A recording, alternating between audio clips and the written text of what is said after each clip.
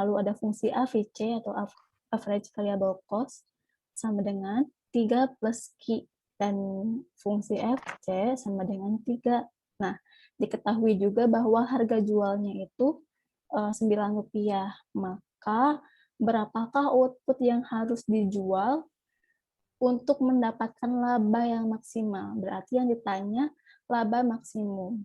Kemarin di soal TO1 juga sudah dibahas mengenai laba maksimum, bahwa untuk mencapai laba maksimum, maka kita menggunakan MR sama dengan MC. Ini ada opsinya nih, A sama dengan 2, A2, laba maksimumnya. B3, C4. Kalian waktu 2 minggu yang lalu berarti ya, menjawab apa? Ada yang masih ingat? 5. 5. Oke, kita buktikan. Nah,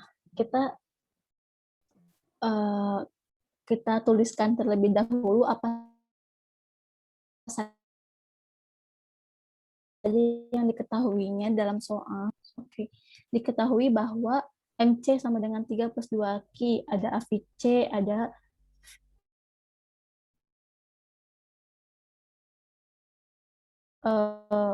F, karena untuk mencari laba maksimum itu MR sama dengan MC, kita harus mengetahui dulu berapa sih nilai MC-nya, fungsi MC-nya berapa. Nah, untuk mengetahui MC dan MR, nih MC sudah diketahui nih. Nah, kita harus cari dulu nih total cost-nya berapa untuk mengetahui TR kita.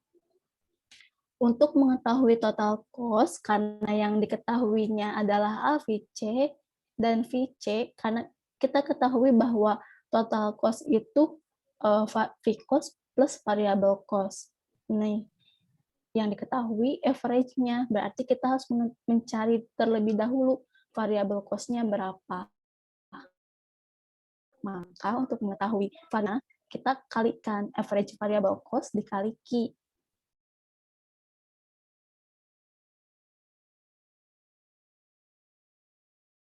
Q ini itu kan kuantiti kita, nilai kan variable cost-nya itu, average variable cost-nya 3 plus Q dikali Q. Maka didapat variable cost-nya itu 3Q plus Q. Ini biasa ya, kali silang. 3 dikali Q, Q dikali Q, berarti Q kuadrat.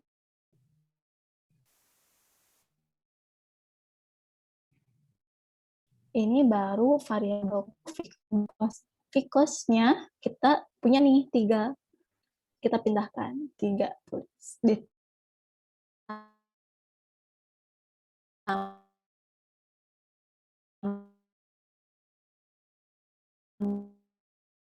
variabel cost kuadrat ini fungsi total cost kita.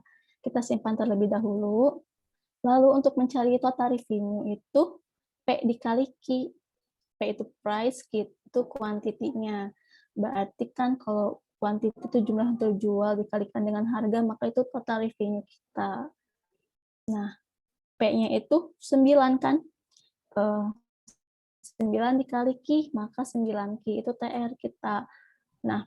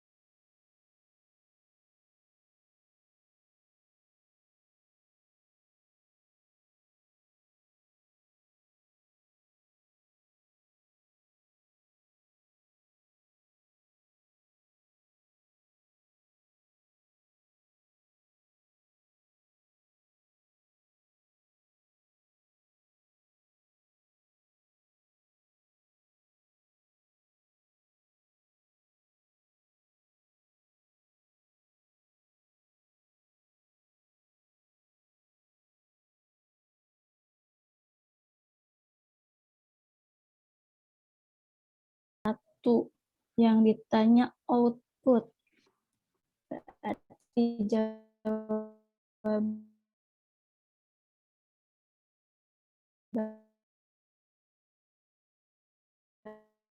B. Atau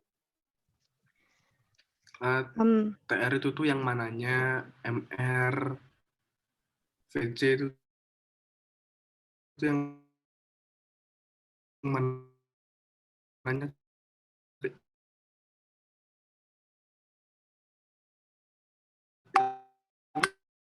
Masih nggak paham, Bro. mencari Ya, laba tentang maksimum. Jadi itu berarti ini mengenai tentang laba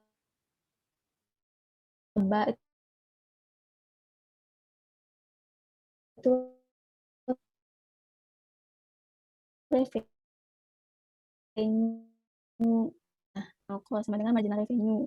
Nah, untuk mengetahui bahwa ini tuh MC sama dengan MR tuh rumus ya.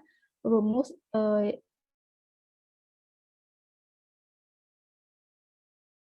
maksimum. Yang diketahuinya ada marginal cost, ada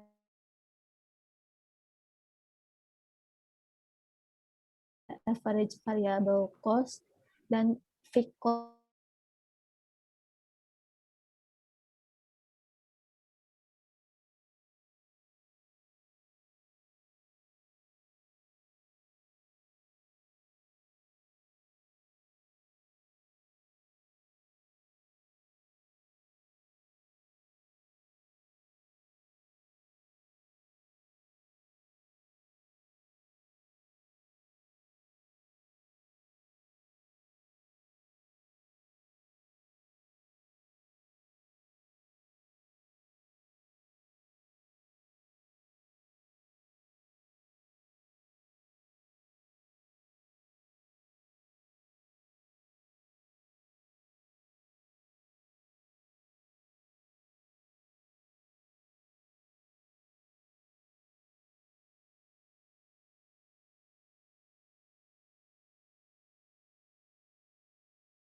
Marginal cost kita berapa nih untuk mengetahui laba maksimum suatu perusahaan. Nah, untuk marginal cost kita pindahkan ke sini. Lalu untuk marginal revenue kita ketahui juga sama ada kasusnya dengan di TO1 bahwa marginal revenue itu merupakan turunan dari total. Nah, mencari total revenue suatu perusahaan, rumusnya itu P dikali Q. Ini kan Q-nya kan kita carinya berapa sih? Maka, nih, si TR ini itu dikalikan. P-nya 9. P-nya itu 9 tuh udah diketahui di dalam soal. Rumus total revenue itu P dikali Q, maka 9 Q. 9 dikali Q, 9 Q. Ini tuh TR, total revenue. Sedangkan rumus dalam laba maksimum, untuk mencapai laba maksimum, itu MC sama dengan MR. Kita baru mengetahui TR-nya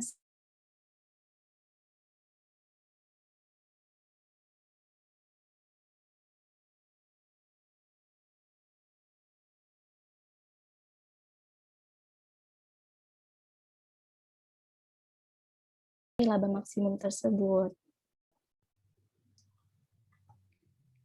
Nah, kita masukkan nih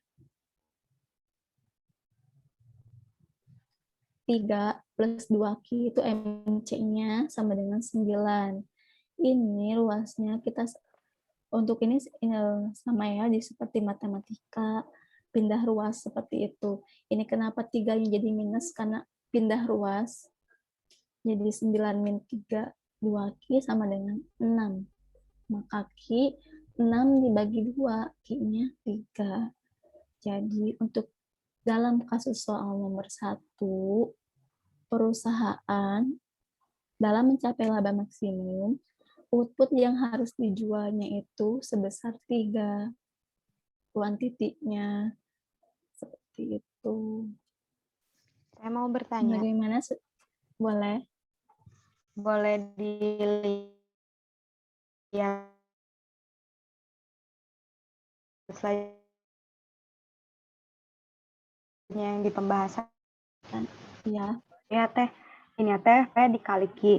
Terus pastinya juga kalau misalkan dikaliin tuh pasti ada Q. Terus diturunin jadi 9, jadi itu ya yang dihilangkan kalau misalkan pakai aksen itu Q-nya gitu, bukan angkanya. Iya. Jadi berapapun angkanya yang hilang kalau aksen pasti Q-nya. Ini tuh kan kalau rumus turunan tuh kayak gini kan ya.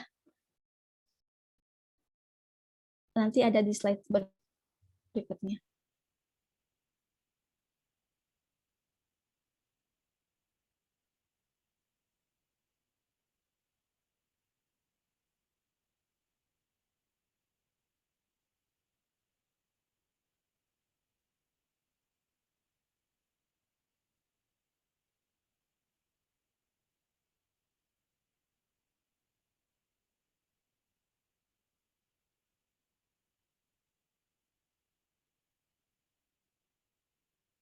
N1 kan. Berarti N kali 9, 1 kali 9, 9. Kebetulan memang untuk fungsi yang seperti ini, maka turunannya 9. Seperti ini. Ini kan 3. 3 tidak ini. 1 min 1 berarti Q pangkat 0. Terus 3-nya dikali sama 1. Berarti misalnya 3. Nah, kalau yang ini Q pangkat 2 berarti untuk turunannya itu 2 dikali Q pangkat 2 min 1. Berarti sama dengan 2Q pangkat 1. Nah, pangkat 1 nggak perlu ditulis. Jadi 2Q. Seperti itu. Nah, kalian kalau untuk misalnya ini, Teteh boleh nggak sih, ya udah nilai P-nya kita nggak usah nyari-nyari pusing-pusing, udah aja MR-nya sama dengan 9. Kayak gitu kan maunya. Karena Q-nya pasti hilang, seperti itu kan.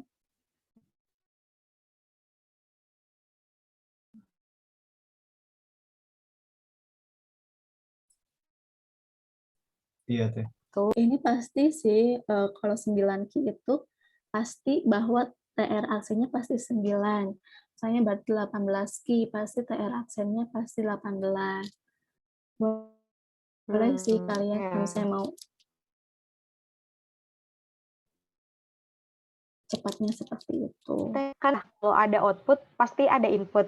Apa ini mah hanya output aja? Kalau ada input pengerjaannya gimana Teh?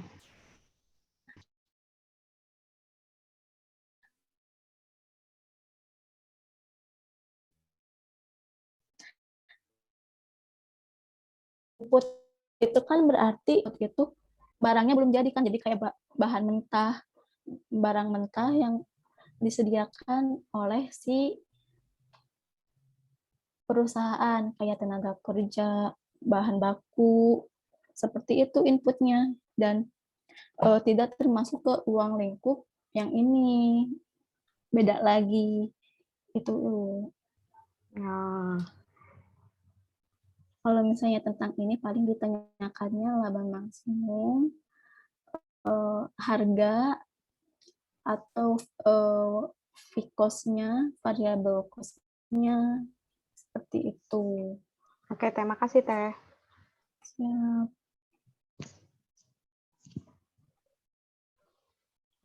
Oke, ada lagi?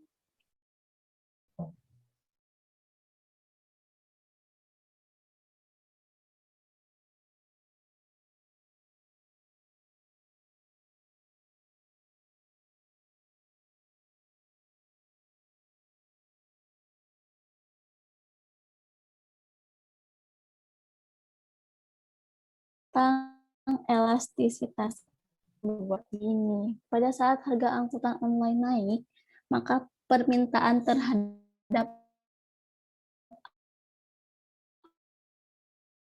angkutan umum menjadi ikut Ini itu merupakan jenis elastisitas silang, di mana nih kasusnya kan harga angkutan online naik, anggap saja X, permintaan. Jadi itu saat harga angkutan X naik, permintaan angkutan Y juga ikut naik. Nah, kita harus ketahui dulu apa sih elastisitas silang itu.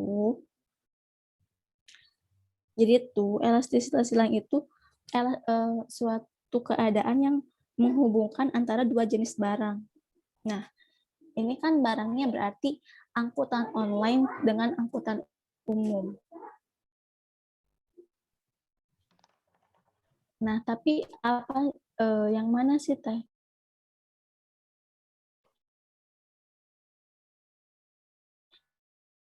Substitusikah atau mekanis elastisitas yang substitusi itu artinya saat, nah, karena jawabannya C ya, saat si barang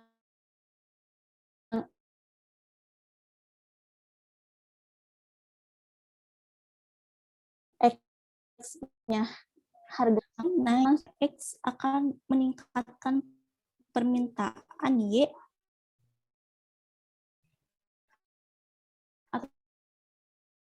ataupun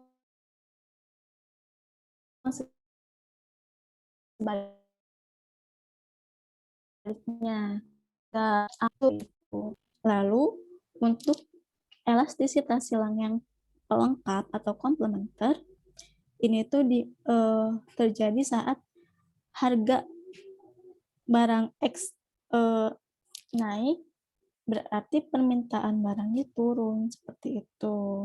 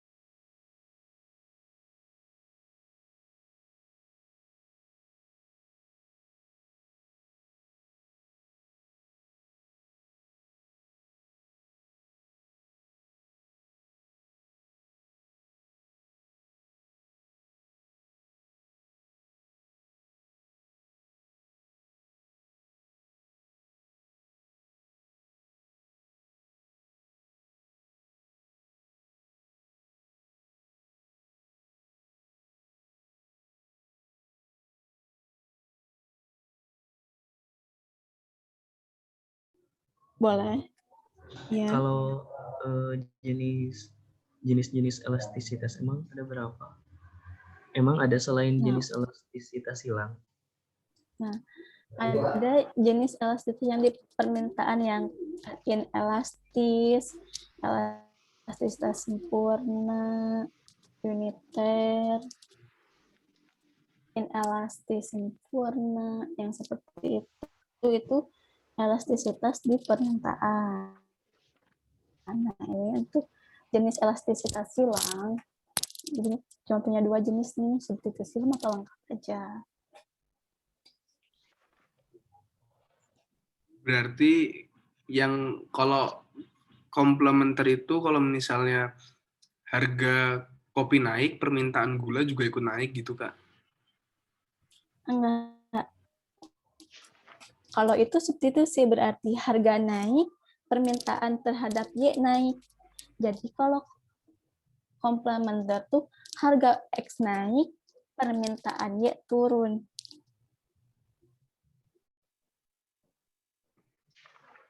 harga gula naik, permintaan kopi turun. Kalau misalnya yang substitusi yang ini kan harga angkutan naik, permintaan angkutan umum naik juga gitu kan. Nih, pada saat harga angkutan online naik, maka permintaan terhadap angkutan umum menjadi ikut naik. Dua-duanya naik nih. Ini substitusi.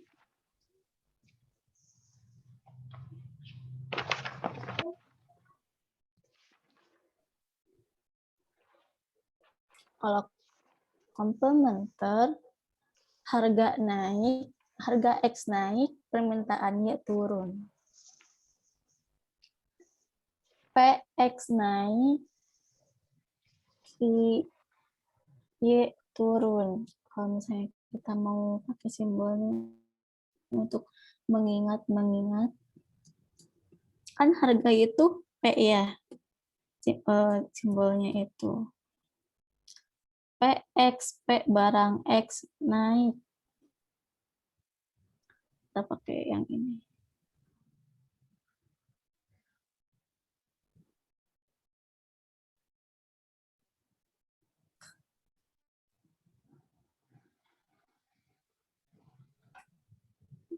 PX naik. Kalau ini berarti QY juga naik kan gitu. QY juga naik. Kalau yang pelengkap saat PX naik maka QY-nya turun.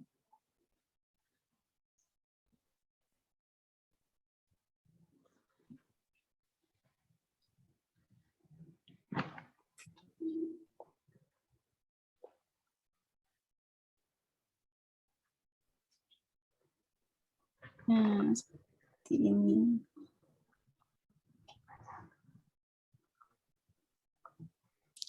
Harga barang X naik, maka permintaan barang Y turun.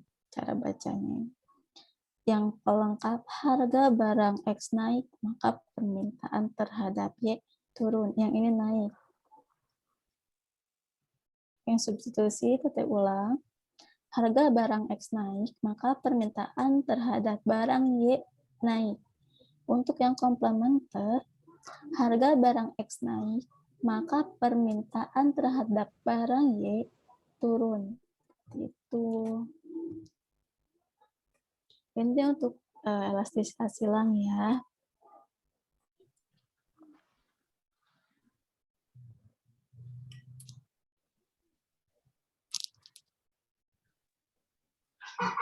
Bagaimana? Jadi Teh, kalau misalkan di elastisitas silang itu ada dua jenis barangnya, yaitu substitusi sama komplementer. Kalau Ya. substitusi itu misalkan dipakai contoh ayam sama sapi gitu. Kalau misalkan ayam mahal, harga ayam mahal berarti pilih sapi. Kalau harga sapi mahal berarti beli ayam. Terus jenis barang yang kedua itu kan komplementer. Komplementer itu berarti dipakainya bersamaan atau barengan ya Teh. Jadi misalkan kayak tadi kopi dan gula, berarti dipakainya tuh harus sama-sama. Iya. Nah, si analisis cross-class yang komplementernya itu, kalau misalkan harga naik, berarti permintaannya turun. Iya. Apa sama-sama naik? Ke si pelengkapnya. Permintaannya turun. Permintaan di si pelengkap. Oh, iya. Iya.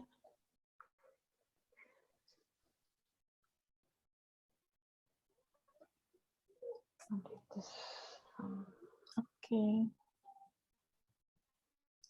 Kita lanjut nomor 3 ya.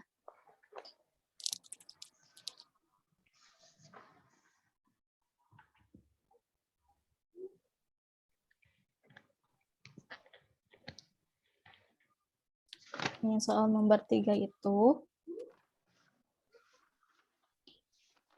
pertanyaannya itu seperti ini. Berikut yang menjadi persamaan pasar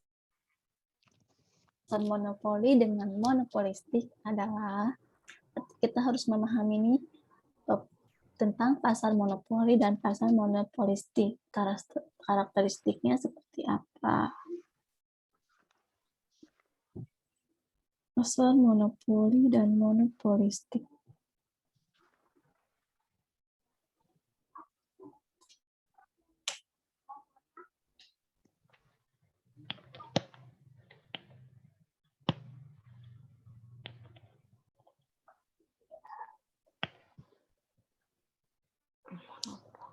Nih, pada pasar monopoli, jumlah penjual hanya ada satu. Karena kan monopoli, mono itu satu. Pada pasar monopoli, jumlah penjual hanya ada satu. Kurva marginal revenue tidak berimpit dengan kurva average revenue. Melainkan slope kurva marginal revenue 2 kali lipat dari average revenue. Karena kan yang penjualnya hanya satu nih, jadi marginal revenue-nya tidak berimpit dengan kurva average revenue, artinya memiliki revenue yang tinggi. Nih, baik dalam pasar monopoli maupun monopolistik, penjual berperan sebagai price maker atau penentu harga jual. Nah, kurva MR-nya lebih curam dibandingkan kurva AR. Kurva margin revenue lebih curam dibandingkan kurva average revenue. Kita cari di opsinya. Jumlah penjual banyak itu biasanya di pasar persaingan sempurna dengan pendapatan marginal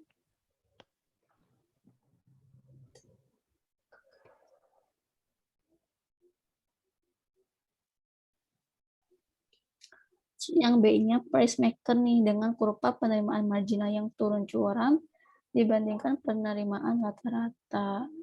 Yang C-nya price maker dengan kurva P sama dengan D. Ini tuh P itu price, D itu demand. Sama dengan MR sama dengan AR sejajar horizontal.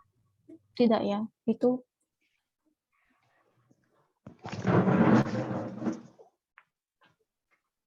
yang D-nya memiliki barang yang homogen. Biasanya barang yang homogen itu di pasar persaingan sempurna, artinya barangnya tuh sejenis tapi kayak sembako seperti itu.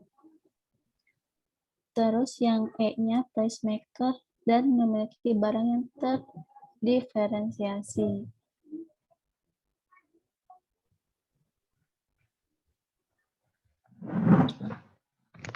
Nah, ternyata pasar monopoli itu jumlah penjualnya hanya satu.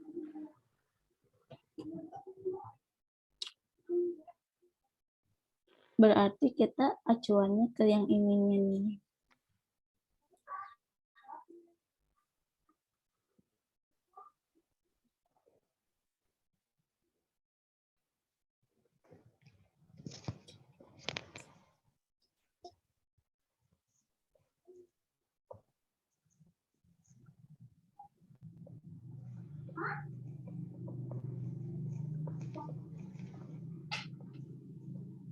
Karena ditanya persamaan.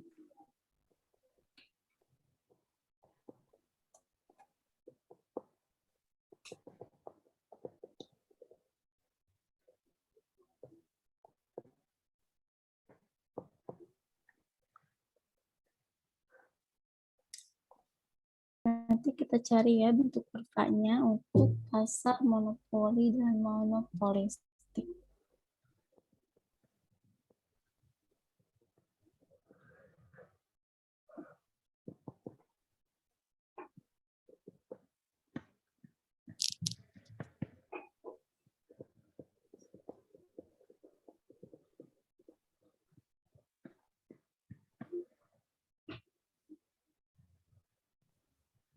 Kita lanjut dulu ya. memakan waktu juga. Ini nomor 4 tentang kurs. Dalam kasusnya, Mbak Aisyah hendak melakukan perjalanan ke Jepang minggu depan. Berdasarkan informasi dari temannya, Mbak Aisyah mengetahui bahwa di Jepang, masyarakat lebih senang menggunakan uang tunai dibandingkan kredit card. Oleh karena itu, Mbak Aisyah pergi ke money changer untuk menukarkan sejumlah uangnya. Nah, di money changer, kurs jual 1 yen itu sama dengan 90 rupiah. Dan kurs belinya 1 yen itu 80 rupiah. Nah, jika Mbak Aisyah memiliki uang sebesar 720.000, berapakah uang yen yang didapatkan oleh Mbak Aisyah? Jadi, dalam kasus soal ini tuh, Mbak Aisyah ingin menukarkan rupiah ke yen. Nah, kira-kira yang berlakunya kurs jual atau kurs beli? Jual. Kurs jual, ya. Jadi itu, untuk kasus yang seperti ini, kita harus memposisikan bahwa kita itu sebagai pihak money charger-nya atau pihak banknya. Nah, bank itu saat mengeluarkan falas valuta asing ke luar nih, berarti bank atau money charger-nya menjual. Saat bank menerima falas ke dalam, berarti bank membeli. Jadi betul yang digunakannya ialah kurs jual. Maka, nah seperti ini. Untuk mengkonversikannya, rupiah dibagi dengan kurs jual. Maka Mbak Aisyah punya uangnya kan 720.000. Berarti dibagi sama 90. Maka Mbak Aisyah akan mendapatkan 8.000 yen. Seperti itu. Rumusnya, saat kita menggunakan kurs jual, maka kita membagi rupiah dengan kurs jualnya. Saat si banknya, money charger-nya membeli, berarti dikalikan dengan kurs beli. Seperti itu. Nah, sekali lagi, kita itu harus memposisikan sebagai money charger atau bank. Jadi, jika kita memposisikan sebagai nasabah atau konsumen, maka saat kita ingin menukarkan dengan falas, seolah-olah kita membeli yen, menjual rupiah kitanya. Padahal yang menjual itu si pihak banknya. Bank menjual falas ke kita, konsumen, seperti itu.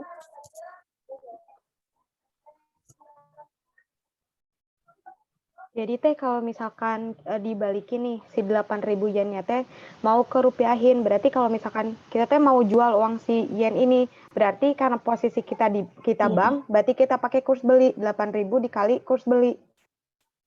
Ya, seperti itu. Dikali 80 berarti ya kurs belinya ya. Ya.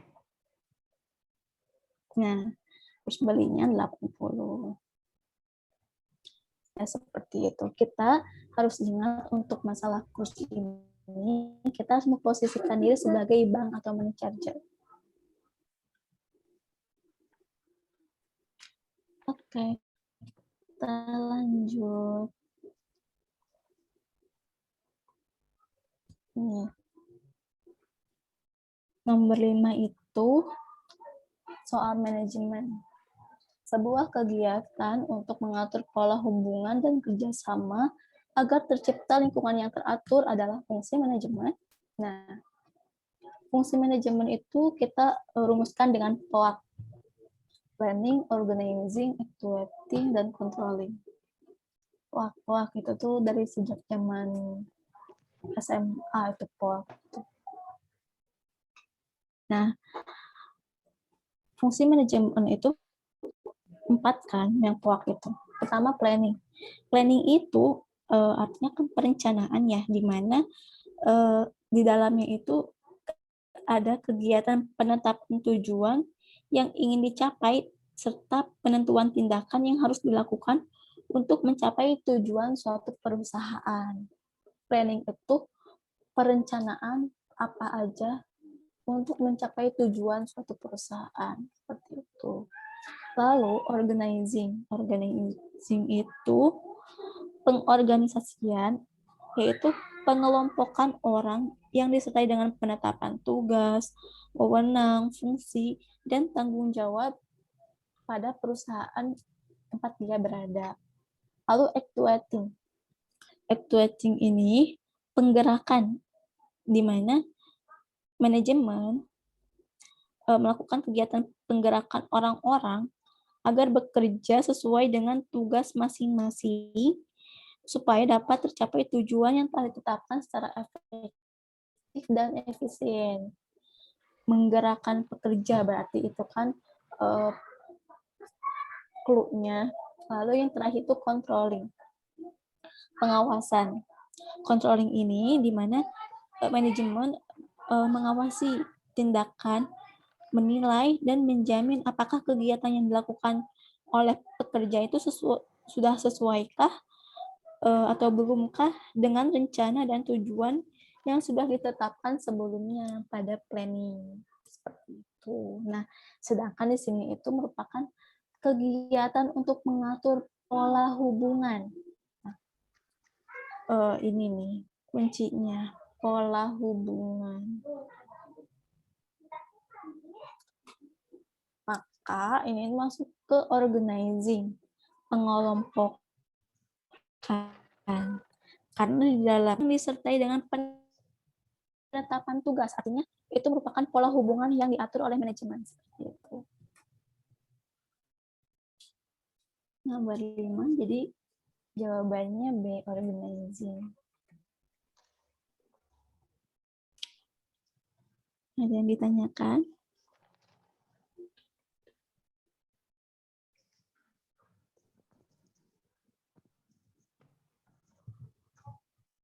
Cukup deh.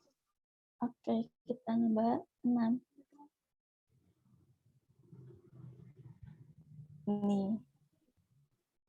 Ini tuh tentang opportunity cost. Dalam kasus nomor 6, diketahui bahwa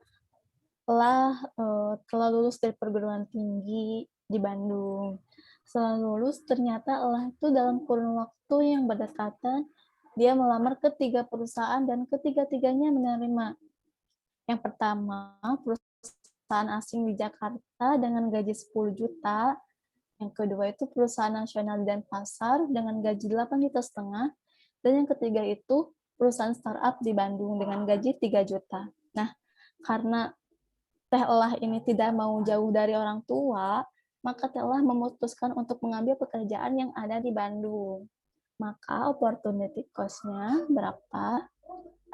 Ada yang masih ingat jawabannya? Aku 18.500.000 kalau salah. 18.500.000. Ada yang lain? 10 juta. 10 juta. Ada lagi yang lain? Kita kunci 2 jawaban ya. 18.500.000 dan 10 juta. Oke, opportunity cost itu biaya yang dikorbankan akibat memilih alternatif yang lain. Memilih satu alternatif dari beberapa alternatif yang ada. Nih. Biaya peluang. Biaya yang dikorbankan karena memilih alternatif lain dari beberapa alternatif yang ada.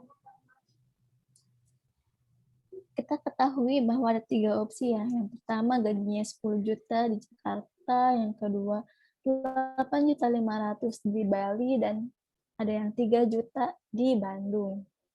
Teh Elah mengambil opsi yang C, di Bandung. Biaya yang dikorbankannya ini 10 juta nih, dan ada juga yang di Bali 8.500.000. Nih, tapi ternyata biaya peluangnya itu 10 juta. Loh Teh, kenapa enggak 18.500.000? Harusnya kan ditambahkan ya semuanya. Soalnya kan dikorbankan nih semuanya. Nah, dalam biaya peluang ini, opportunity cost ini, biaya yang diambil itu biaya yang tertinggi. Nih, biaya peluang adalah biaya terbesar yang dikorbankan di salah satu alternatif yang tidak dipilih. Seperti itu. Maka dari kedua opsi yang dikorbankan ini, biaya yang terbesar itu 10 juta. Maka jawabannya 10 juta. Tadi siapa yang menjawab 10 juta? Nah, untuk yang menjawab 18.500 bisa menjadi ini ya, pelajaran untuk kedepannya. Ternyata jawabannya di 10 juta. Seperti itu.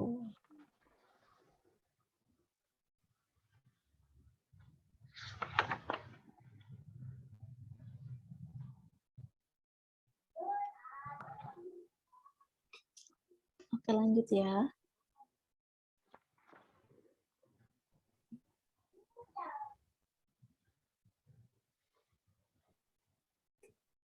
Nomor 7 terkait barang ekonomi. Nih, barang yang bisa dipindahkan dan digunakan sebagai jaminan untuk memperoleh pinjaman atau kredit usaha jangka pendek adalah jenis barang mentahkah, setengah jadikah, substitusikah, konsumsi, atau barang bergerak. Apa nih jawabannya? Bergerak. Oke, kita kunci jawabannya ya. Ya, siap.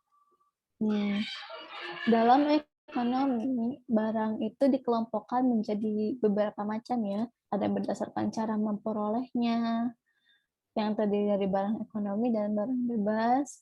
Terus ada juga menurut kegunaannya, menurut hubungan dengan barang lain, menurut proses pembuatannya, dan menurut segi jaminannya. Pertanyaan di soal ini,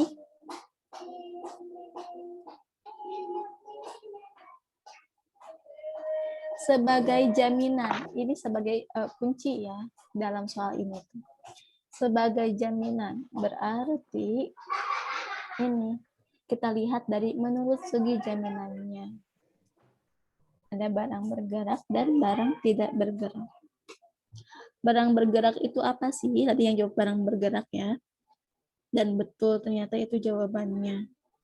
Barang bergerak itu barang yang bisa dipindahkan dan digunakan sebagai jaminan untuk memperoleh pinjaman. Nah, ternyata tepat nih pernyataan di soal nomor 7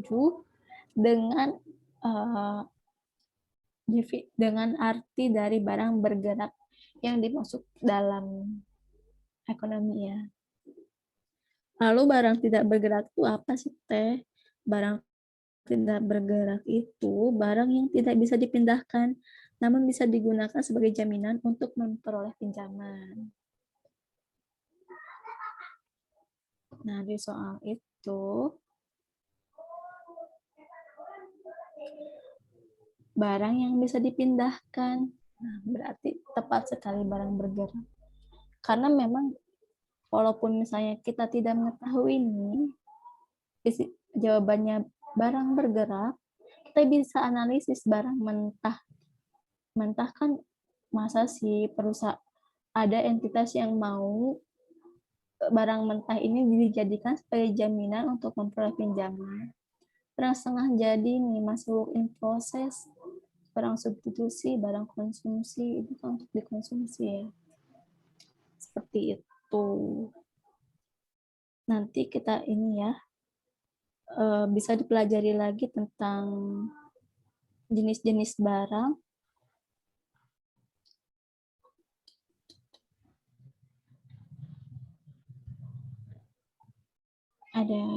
Ada beberapa kalian bisa pelajari. Atau kita mau bahas nih? Atau mau dibahas saja? Barang dengan cara memperolehnya seperti apa? Kita bahas saja ya, review.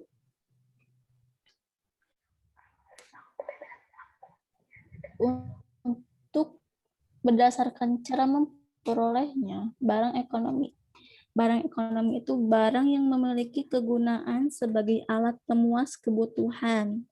Jumlahnya terbatas, dan untuk mendapatkannya membutuhkan pengorbanan.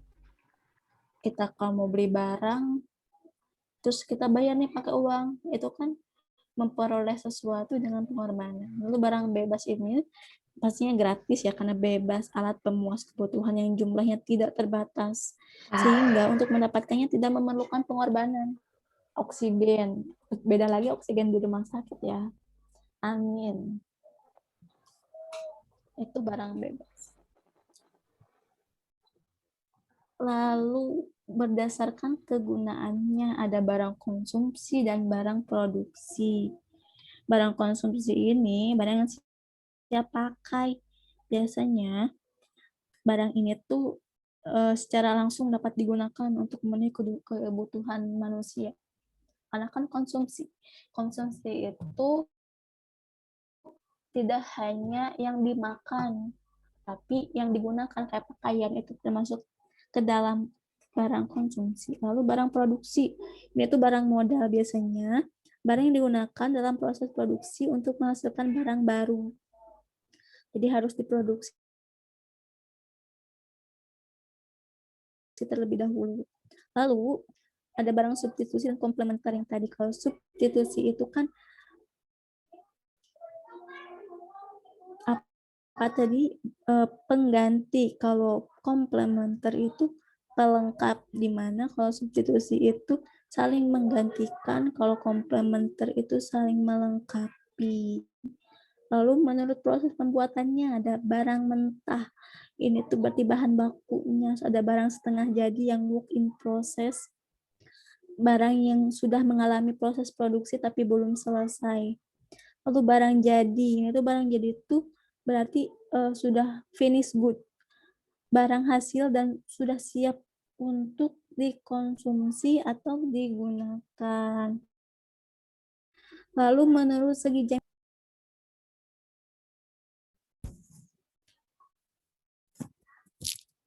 nih, nomor 8. Apabila penawaran akan suatu barang menurun, maka akan mengakibatkan seperti itu. Permintaan bertambah dan harga keseimbangan meningkat. Permintaan menurun dan harga keseimbangan meningkat. Permintaan menurun dan harga keseimbangan menurun. Permintaan merubah dan harga keseimbangan tetap. Tidak ada efek apapun. Penawaran, kita lihat seperti ini pembacaan.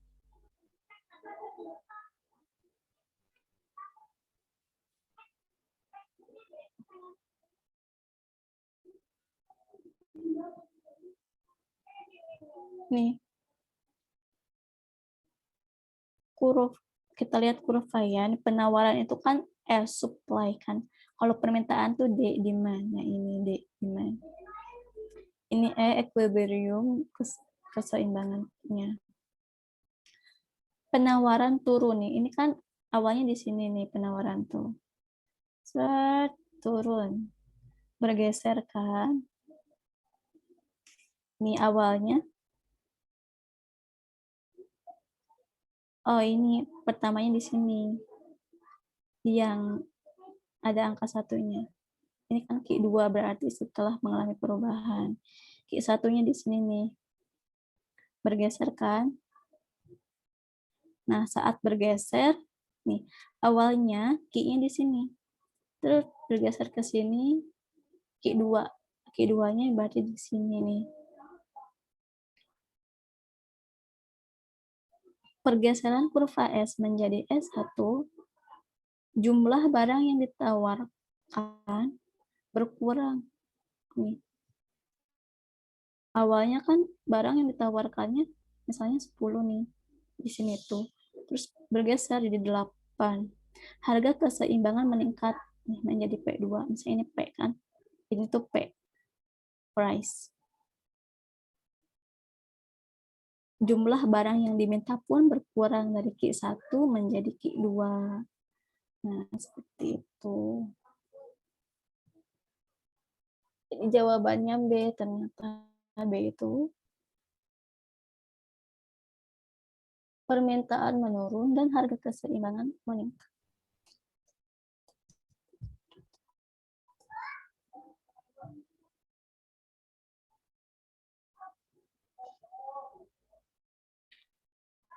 Kita lanjut ya.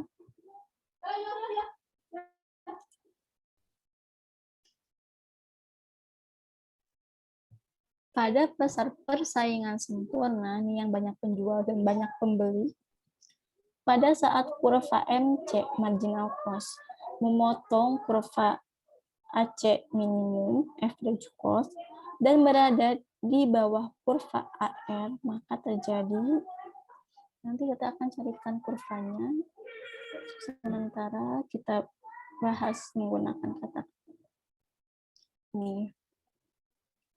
Jadi tuh pada saat kurva MC memotong kurva AC di titik minimum, nah berada di bawah garis AR, MR, P dan D ini, pokoknya sih ini tuh berarti AC dan MC-nya di atas. Maka pada saat tersebut perusahaan memperoleh keuntungan luar biasa atau laba maksimum. Jadi perusahaan akan mencapai laba maksimum pada saat kurva MC memotong kurva AC.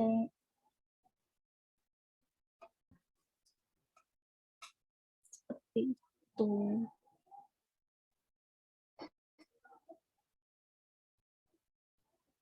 Nah, ini terkait surat berharga. Surat berharga di bawah ini yang dijual di pasar uang kecuali SBI, surat Bank Indonesia, sertifikat ternyata ya. Nah, kita harus pahami dulu tentang pasar uang. Pasar uang itu pasar yang menjual belikan surat berharga jangka pendek. Kalau pasar modal itu jangka panjang. Nah, surat berharga yang diperjualbelikannya nih ada SBI, sertifikat Bank Indonesia, ada SBPU, surat berharga pasar uang, ada sertifikat deposito, ada call money, ada wesel dagang, dan ada juga bursa falas. Ternyata dari keenam ini yang tidak terdapat di dalam soal yaitu kurs. Ya, karena kurs itu bukan surat berharga, melainkan alat ukur di mana digunakan biasanya untuk mengubah mata uang seperti itu.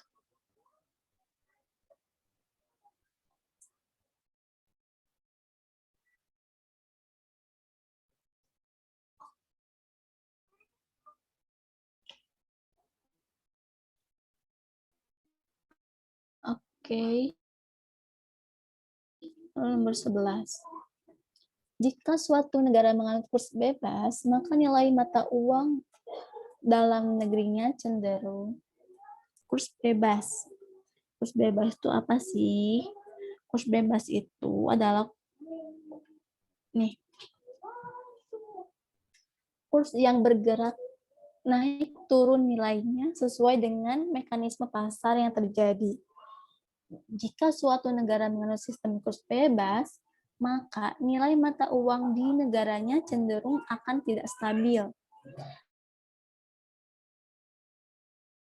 Dikarenakan nilai kurs yang naikkan pasar.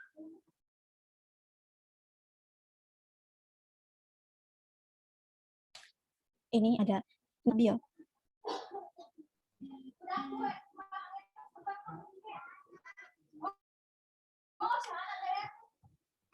Nah, tidak stabil tuh ternyata ada pada opsi A.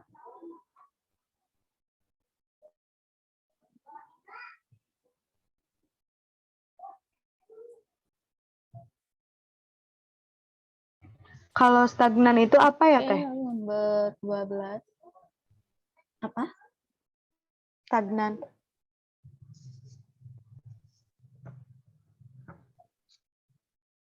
Yang mana nomor Course tadi. ini di course. opsi Iya, di itu.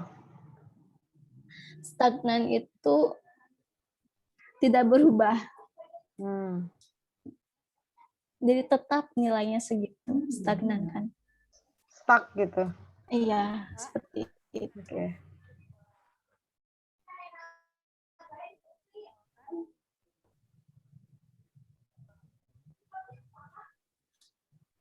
Nomor 12.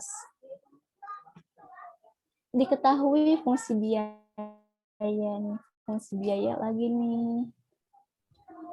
Biaya tetap rata-rata. Biaya tetap itu kan TC, rata-rata average, berarti ATC. 50 min Q. Sedangkan fungsi biaya variabel rata-rata VC, rata-rata AVC, berarti ada AFC dan AVC. 5Q plus Q kuadrat, berapakah biaya marginal? Berarti marginal cost, MC. Berarti kita mencari MC. Jika Q-nya 10, nih Q-nya sudah diketahui, kita akan mencari MC. Marginal cost itu tadi ingat bahwa TC turunan. Nah, untuk mencari TC turunan, berarti kita harus mengetahui fungsi TC-nya terlebih dahulu dengan menggunakan data yang ada, AFC dan AVC.